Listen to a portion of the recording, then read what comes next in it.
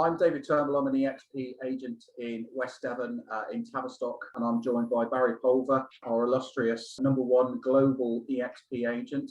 How are you, Barry? You all right? Very well, thank you. The sun is shining in Davidson, North Carolina, so very well, thank you. How are you today?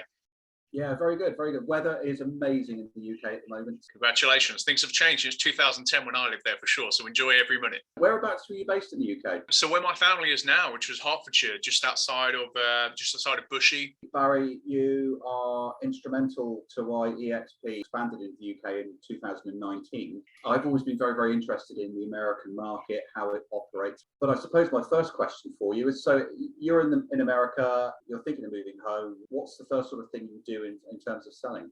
That's always the question. Where do they start? So typically I would say, and this is probably an accurate statistic here in America, every person probably knows between 15 and 25 real estate agents.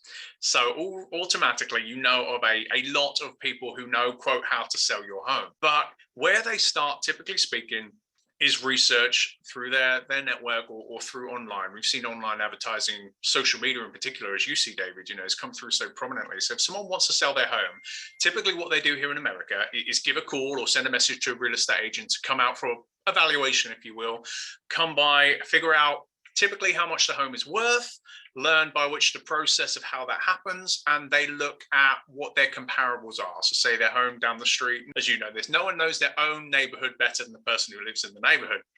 So they come out, get a fair idea of what their home is worth, learn a little about the process of what it takes. And then from that moment, it could be as soon as 24 hours later, it could be a few months later if preparation needs to happen. Then the real estate agent helps them, with that strategy to get their home on the multiple listing system, on the MLS, by which goes out to all the portals, and they are live for the world of viewings. So you mentioned MLS. How does it work? Yeah, well, it's very different. So the whole reason of why the MLS multiple listing system came into play was because here in America, as a real estate agent, you can be a listing agent or you can be a buyer agent. And the buyer agent will help and get compensated from the listing agent to help a buyer with their needs and interests find the home, negotiate on repairs, and move them into the home. So the multiple listing system here in America, I believe New York City is the only area within the whole country that doesn't have one. It's almost run arguably more like how you do things over there, fascinatingly enough. Yeah. But when a real estate agent has the listing and puts it on the multiple listing system, it goes around to all of the various portals and gets access to every single real estate agent in that market to look at the homes on there, get all the information, the documents, the pictures, and so forth. So the multiple listing system effectively comes into play to bring the buyers and the sellers together, kind of as that gateway. So Zillow is the equivalent, not much like a Rightmove, but everything stems from the multiple listing system, which is where all the homes that are on the market are marketed by a real estate agent or firm. Because technically here in America, every house is sold by an agent, but it's actually technically sold through the firm. So everything goes onto the multiple listing system, and then it gets shot out to the rest of the internet universe, if you will. In terms of where somebody who's thinking of selling, then can a buyer come from any other estate agent? Yeah, absolutely. So, the other avenue, of course, is for someone who wants to sell their home, as we call it, for sale by owner without using an agent. There's a lot more liability and issues that come into play there, but a buyer can go directly to a seller. But in the vast majority of times, a buyer could come directly to that listing agent. And then if that agent wants to, they can negotiate both sides of the deal and work and get compensated for both sides. But typically a buyer will work with a buyer agent or a buyer agent specialist who helps buyers drive them around to the various homes, come in, find the home, and then negotiate on that property. So yes, you're absolutely right by the general gist of how it works. Whereas there, which always blows my mind, if I'm looking to buy a home in Bushy Heath, for example, I have to directly go through the person who is helping the person sell the home. Is that correct? Yes, it is. Yes, yeah. Which I could see where you're coming from here. Which fascinates me. So the buyer effectively has no representation. Whereas here in America, if you're a traditional buyer of a home or want to buy a property, you want that representation to be focused 100% on you. Now you're compensated from the sellers, but your representation is completely for you, the buyer. Whereas over there, which I've always scratched my head around, as a buyer, it's effectively like the Wild Wild West with no genuine representation. Yeah, they're buying from the estate agent who's representing the seller and the seller only.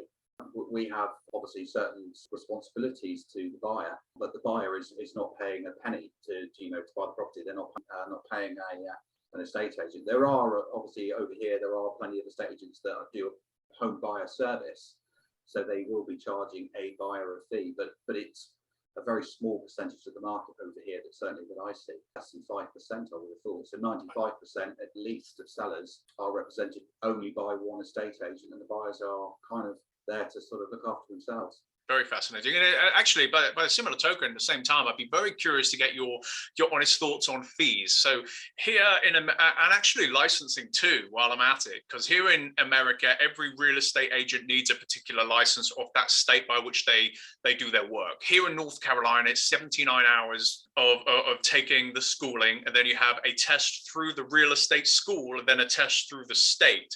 And then you're a real estate agent, and theoretically you can do whatever you want as long as you connect yourself with a real estate company or firm or agency. Whereas there, I know there's no licensing. What's your take on, and I know it's been spoken about for several years now, what's your take on that? Your understanding that, again, just because we real estate agents are licensed, trust me, it does not mean we're necessarily any good or any better, but I do find that footing into the industry fascinating. Yeah, the number of years ago, I did all of my modules through the National Association of Estate Agents, so I became accredited, so that I've done all of those exams. It wasn't 79 hours, but it certainly was a lot of revising. They were, quite tough exams, 4 modules, and it was health and safety, the property law, and everything surrounded that. I think it's, we should have much more licensing qualifications and exams to take over here personally. But I fully support any change to legislation with estate agents in the property market over here. And I wish it was much more stringent. Probably why estate agents in the UK have actually got a poor name. Where in America, I believe it's very different. You're very highly respected in America, aren't you? I would say it differs. If you're watching Selling Sunset, you may think one thing, but again, the reputation, funnily enough, of a real estate agent is probably fairly similar. They're not terribly highly thought of. I'll just give you the perception, which perception typically stems from reality. But I think sometimes our pay is questioned. As an industry, I speak, is it worth paying a real estate agent 3% to sell their home? It's 6% overall, typically, and that may have changed in the COVID times. So are they worth the money? Are they egotistical? Are they money driven? Are a lot of the questions. So you kind of mentioned about ethics, which gets brought into question again. We're held by, quote, higher regulations and such, but it doesn't necessarily tangibly mean anything. So I think in part, yes, because there's now a barrier of entry, and that's one thing I love about what you guys are doing from the self-employment model, actually having an experienced barrier of entry. I've not seen that to any success level with any other UK estate agency, but here, any old person can go and take a test, but they've had to pay some money and actually do some time. But yeah, I would question how well regarded real estate agents are as well. I think we're probably on a similar playing field. Yeah, well, I think the reputation of estate agents in the UK feels as if it's improving. So somebody selling it in America, then you mentioned 6%. So their bottom line for selling is 6%. So again, we actually can get in trouble from saying there's a typical. Legally, you can't say there's a typical because it could be seen as steering and all sorts. But me as an agent, when I was full on sales, I had actually got paid as much from one side of the transaction as 7%. But from both sides of a transaction, if you're looking to sell your home, it's not uncustomary to expect a real estate agent to say, 5% to 6% of that overall gross sale of the home will go to real estate agents. Now, bear in mind, the majority of the time, half of that will go to the listing agent who does the marketing, does the negotiating, puts the house on the market. The other half of that will go to the agent, if there is one, who brings the buyer to the property. So yes, 6% overall, but typically it'll be split down the middle, 3% and 3%. I personally think that's tremendous value. I know it's going to sound very foreign to your audience, but if I was selling my home right now and I wasn't a real estate agent, I personally see the value of that, and I would be more than happy to pay for that. Now, bear in mind, the process of a sale as well is very different as well. So when someone sells their home, they receive an offer, and they organize the showings, they organize the marketing and all of that, they negotiate the offer. Then from that point, the job isn't done as a listing agent in real estate. You then have to allow them to come in and do various due diligence, we call it. There's a due diligence period where they look at the roof, they look at the HVAC systems, which are typical here. Right. the nuts and bolts of the home. And then there's a second negotiation period of that, which is for repairs or repair requests, as they call them. The buyer agent on behalf of the buyer will then say, hey, well, listen, there's all these issues we've seen. We've had a professional qualified inspector come out, have a look. So we want this to be done. Then the agents again go the second round of negotiating between the repairs and that, and then so it's a whole process, which maybe in part why the fees are more, but I certainly 100% from my experience see the value of 6% of the overall home sale of my house going to someone to make sure that it happens both ethically, legally, and makes the most for my money kind of taken home. So that sounds much better regulated, because a lot of people over here, it's a property sold as seen. Unless the estate agent is aware of issues, then they have to obviously divulge that information by law now. But that only came in, I think, in 2015, which was the consumer protection regulations. But up until that point, it was, sold as seen. If you want to get a survey done, get a survey done. And if anything comes back on that survey, then yes, that's where we would then be involved in a negotiation period. But that process of what you've just referred to in America sounds much better, because then the buyer is then finding out everything that's wrong with it, and then that repairs are done. I would feel personally a little bit more or less anxious selling a property when a buyer hasn't looked into it properly, and it's not the estate agent's job, because of course I'm representing the client. Yeah. So the seller. So I'm not going to start then getting involved to find things wrong with their house that I'm not aware of. I'm not going to be particularly impressed that I'm going to start finding out lots of things wrong that need to be repaired. So I would feel probably much more at ease with a process like that. Well, I think how I've always seen my business, and quite tangibly my life as well. And I had this conversation earlier today, what if the shoe was on the other foot? You want to make sure that everybody is completely as transparent as possible, but also sometimes a level of knowledge isn't quite the answer as well. You only know what you know. That's why you say you have to, give the information if anything is known, but you only know what you know. So having a professional licensed inspector here, which you have to bear in mind as well, though, David, here over the last year, our market has automatically increased prices here in my small town 30 to 40% just during COVID. So a lot of offers are now coming to the table because there's multiple offers. If it's even priced within a realistic price, straight away. So people are waiving inspections, waiving appraisals, which are normally put in place if someone's getting a loan to, understand that the money's being spent well. So it really feels like the Wild West here, but I think things will change. And ultimately the whole process of selling or buying a home, I think is really quite well regulated and really quite thorough on behalf of both parties, which I greatly appreciate, because you want someone to be comfortable on both sides. Now, sometimes people may not get as much money as they want, at least to feel that they're having professionally qualified people typically every time coming out and looking at properties. And then we have lawyers as well on the other end who do all the paperwork from the state specific side. Everything is pretty well done all in all.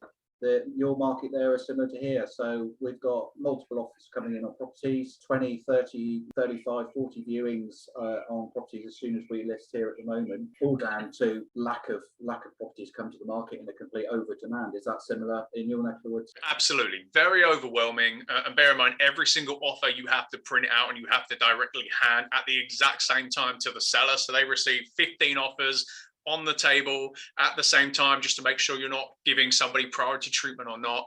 I know it's basic business, supply and demand, but I've never seen anything like it. And it's that crazy time right now where people are being priced out of the market, first time home buyers here. And then you also have a lot of entities who are coming in and buying homes to then turn around and flip or to rent out. It's a very crazy time, certainly amplified by COVID, but certainly the supply and demand has really changed things here. I've done many posts on social media about how difficult it is for home buyers at the moment. I'm going out doing a lot of viewings and their journeys, their stories. It's not good. We obviously over here have a thing called gazumping, which you're obviously familiar with, Barry. But out with another buyer today that made an offer on a property. It was formally accepted. While they were on holiday, found out that they'd been gazumped, meaning that another buyer had come in and offered over what they were even wildly prepared to pay. But as far as they were concerned, they thought that their offer was accepted and things were in the hands of lawyers and solicitors here. In this day and age, I cannot understand how it still happens, but it does, unfortunately.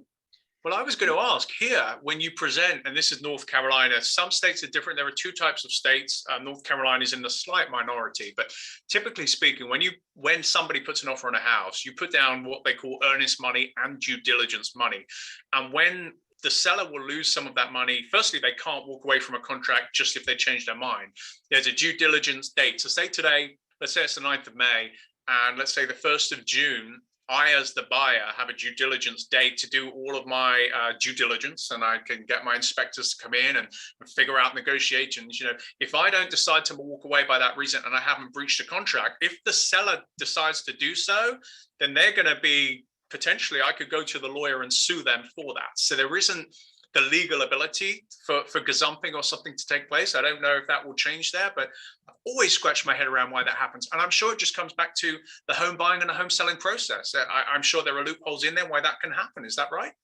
So exchange of contracts takes place. So at the moment, it's taking the average used to be 8 to 12 weeks from offer acceptance to exchange of contracts.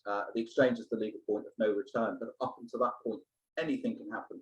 Any offer can be submitted on any property.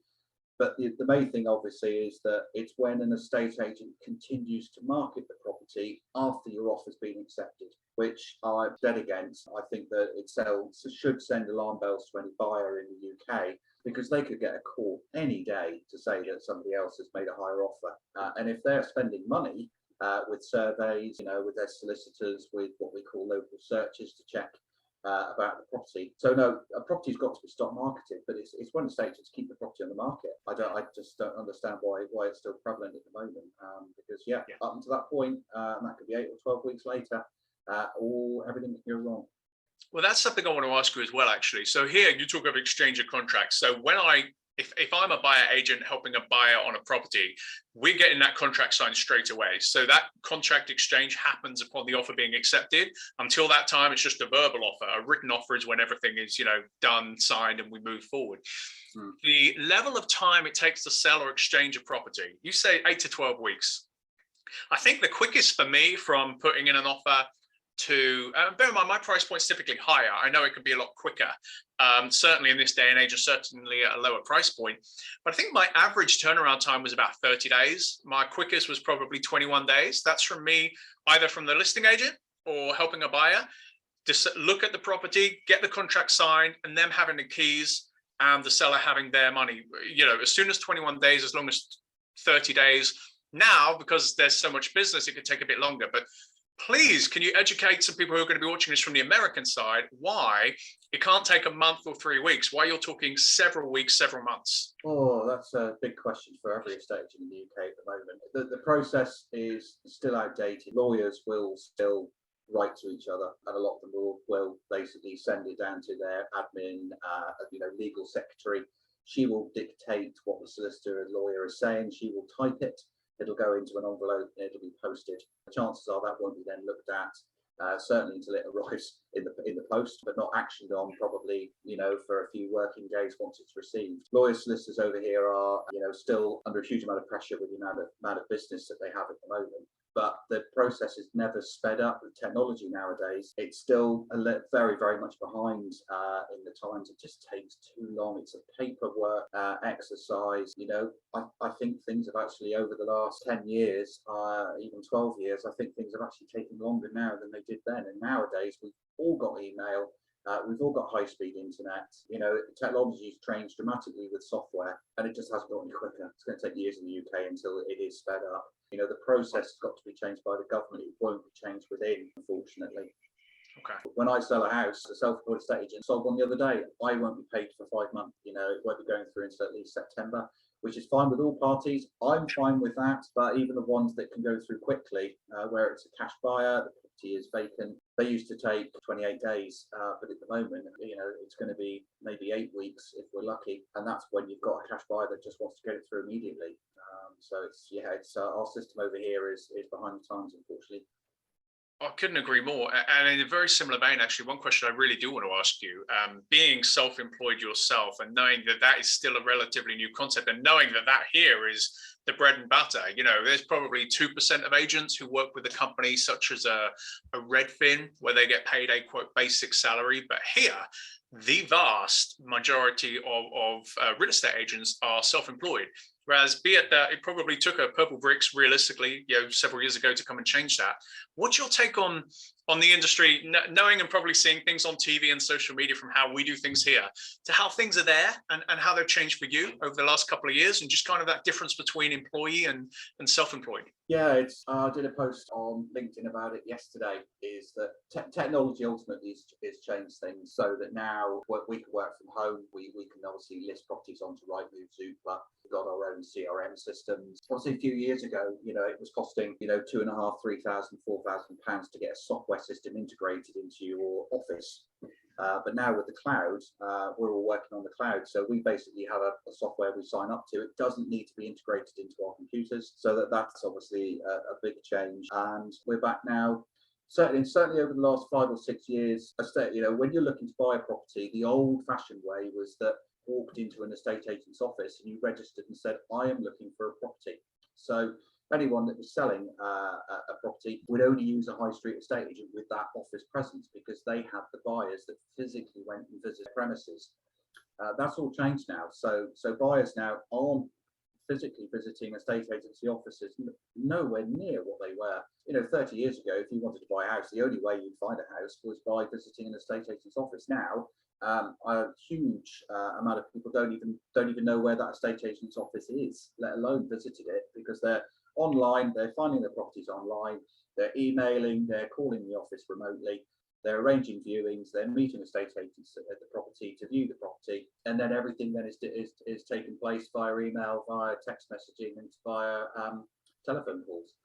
So this is where the self-employed estate agent in the UK is now prevalent, because people aren't visiting your high street estate agent registering for buyers. They're phoning, they're texting, they're sending inquiries through property portals direct to the estate agent that works from home. And I'm fascinated how the home seller, the home buyer, the consumer, if you will, on a business setting sees that. Because I remember my uncle way back in the day in Hatch End, they had a couple of offices. He's now a surveyor, but he used to be an estate agent. It was Paul Vicar Estate Agents, and they had this nice office like everybody else. But as a home seller, what you're offering, David, I don't understand why there's an alternative. I don't understand the appeal of the alternative. So if you're telling me you come to my front door, you are my phone call for anything, you are that one, I hate to say one-stop shop, but you are my bespoke kind of contact for the whole process. I don't understand now, minus the fact that they've been in business for probably centuries and have a presence and an office they have to pay, what the value is of using different people.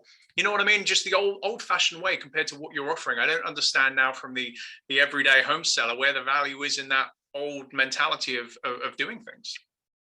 Well, remember, obviously, it's a new thing over in the UK. Self-employed estate agents in the UK is literally 3 years old. There's been lots of self-employed estate agents around for a while, but they still had a physical office. They still had to be that established, old-fashioned type of estate agent. So it's in its infancy here still, which I think is why people are still struggling to get away from that physical office presence. It's just change. That's all it is. It's just going to take a little bit longer. Some people I speak to think, yeah, great, brilliant.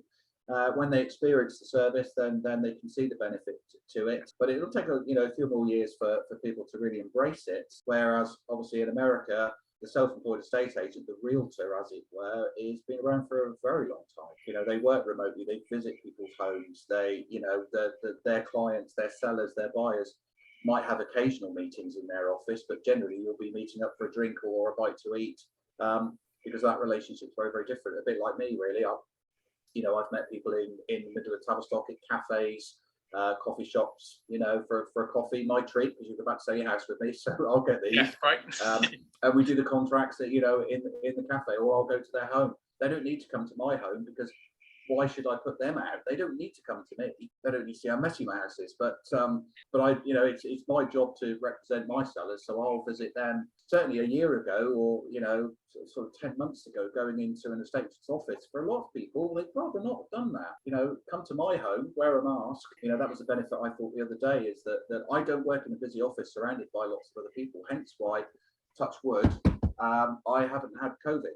That's certainly the benefit there. But things will change over the years. No, I think you're right. And it's just fascinating. Again, only really being brought up as a quote real estate agent on this side of things, whereas living over there for 25 years, again, your mind shifts and changes. But I mean, it is a tremendous beauty to see. I mean, and not just that. I mean, it's anyone could be a real estate agent here. Over there, I think the quality of you and seeing the guys who are taking this plunge after only knowing a different way for a decade or longer, and then seeing the benefits it has to allow you to actually have your business the way you want to do it, and the flexibility and freedom to offer different services. I mean, yeah, it's just tremendous to see. And I don't think you guys probably give yourself enough credit, because it's I would imagine it was extremely daunting. I mean, the first day, from always having things a certain way, you're like, well, crap, what now? Yeah, well, the old days of when you're working in office, going back to the visits to the office, is that you sat in your office and in a busy estate agent, people were selling. They would walk, they would park in town and they would go down and they would open your front door and walk in and say, I want to sell my house. Can you come and value it? That's changed. Nowadays they're on your website. They're looking at your website to find out something about you. They're looking at your Google reviews, and they will send an email or they will call the office or contact you. My office is my mobile phone, so I put my mobile phone out there everywhere, whatever time of the day. I've tried to phone 2 estate agents this morning for chain details on offers that I've received, and I'm leaving messages. Which obviously is fine. You can call me back, but being able to send a text message nowadays is great, because I'll pick my message up and I can reply to that text message, so it's nice and clear and simple. A lot of changes going around. Very interesting to hear, obviously, that your market in America is exactly the same as it is over in the UK. Very interesting to hear about the fees that you charge. Over here, fees have gone through the floor, unfortunately, over the last 10 years. The average fee back in 2008 was probably about 1.8%. 2% was what was strived for, and it's half that now. So the average fee is 1%. It's even less, because every property is different in terms of how much marketing it's going to require. What are the plans of the sellers? What are they hoping to achieve price-wise? What are their expectations? How long is this process going to take? We're all having to compete, but there are points at the moment where our market has seen it, what we call a race to the bottom. So the estate agents that don't have anything to really offer as value, the only haven that they've got is to reduce their fees to ridiculous levels. Well, that's what I was going to ask. If they're charging that much less, does that mean the value by which they're offering is that much less, or is it just to try and win the business? I mean, I think we've all seen in many different businesses. It's not necessarily you pay for what you get, I think, is probably the best analogy. So if someone's charging 50% of the next competitor, they really don't have the value proposition by which of a customer service or marketing or negotiating. Thus, they're just dropping their prices. Is that a fair assumption? It is, but it's to a home seller in the UK at the moment, that is completely irrelevant, because they know that whoever they decide to list their house with, it will sell.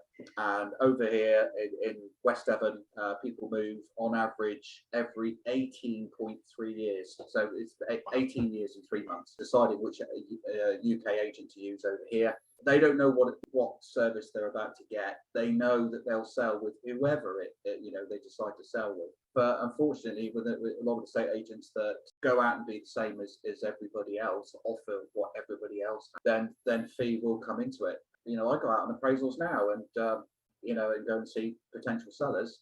And in an hour, they're not going to see where the benefit of David Turnbull is, and I wouldn't expect them to either.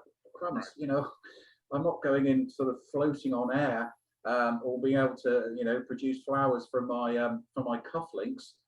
I'm just another estate agent. So over here, the fee, obviously, depending on what happens to the market going forward, when or if, whenever that arrives, when the market does change from where it is, and it will come eventually, when it becomes incredibly difficult to secure a buyer for your house, then we'll see a change, because then people will be very, very questioning on what are you going to do to sell my house that everyone else isn't going to do. And then that's a different conversation, which I have now, but they know that whoever they sell the house with at the moment, they will sell. The one thing they don't know is how much they're going to sell for. And that's where so I was having this conversation earlier, I don't call myself a realtor, although legally, and I am. I've always called myself a consultant. I think that's where the educational piece comes into it. And one thing I love about you, I mean, in complete transparency in your marketing, is the the videos you do and the backdrop and just kind of your branding and marketing that comes along with that, which is a great example, I guess, you can show people. But one thing I have been fascinated actually about when you talk about, so before I joined EXP, I was with a boutique luxury real estate company. And when you get into that luxury, typically the fees are a little bit less. Whereas over there, I understand when you're talking about the premium market, the 7-figure plus market, the fees are a little bit more.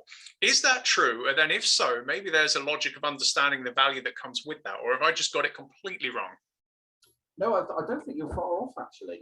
This might sound a bit snobby, but people that have very expensive homes to sell, just they discern value. They will have a Jaguar in their driveway. They will have an £18,000 kitchen, so they discern value. And not to say that people with cheaper houses don't, but typically they will be more discerning of what they're actually going to get. So they're then prepared to pay a higher fee. So if you went to a £2 million house in, say, rural Devon, and you quoted 1%, they might necessarily think there's something wrong with this estate agent.